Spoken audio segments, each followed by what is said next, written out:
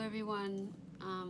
It's been a very sobering week, and I wanted to start by thanking each and every one of you for your messages and comments and thoughts and prayers and calls and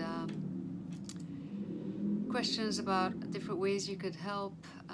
All of that, it has really, really meant the world to feel less alone in this.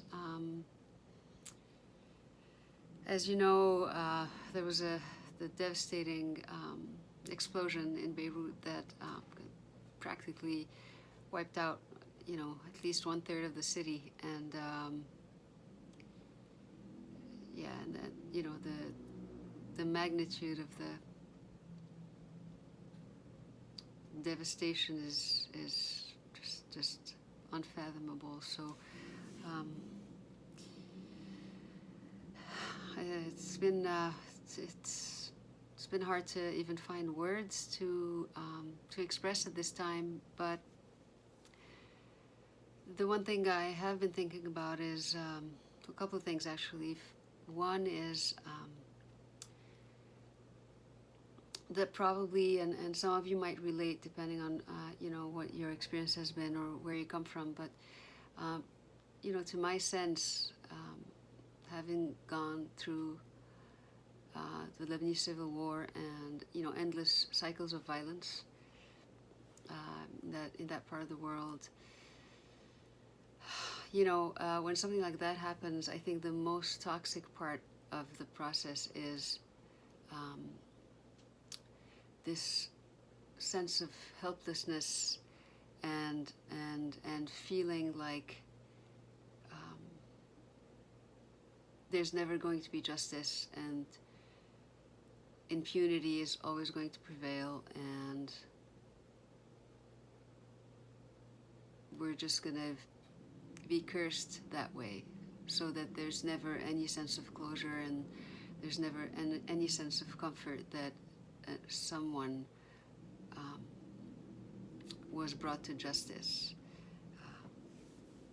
And when you're immersed in that, and when that becomes your truth, that can truly erode at your soul and at your core, and it kind of ends up governing your choices and your perception of the world. And it was a lot of work for me to turn that around. It still is, and I know that in moments like this, it's really easy to collapse into just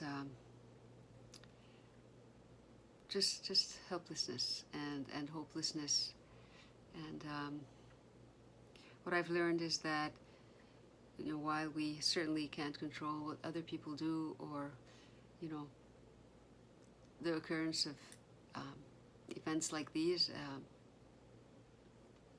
as tragic as they are, we can control how we respond to them, and we can control our thoughts, and we can control our actions, and we have the power to choose